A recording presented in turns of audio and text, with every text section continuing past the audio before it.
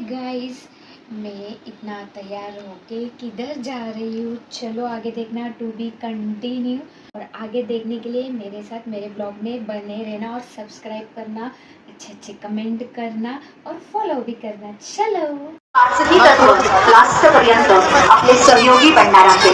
त्याचप्रमाणे असं म्हणतात की गंगामध्ये स्नान केल्यानंतर आपण पावन बनतो, पण बघा गंगेच्या किनारी राहणारे हे बघा, इथं कृष्णा नदीवर गर्दी खूप होती खाली, म्हणून आम्ही वरून पुलावरून जात होतो।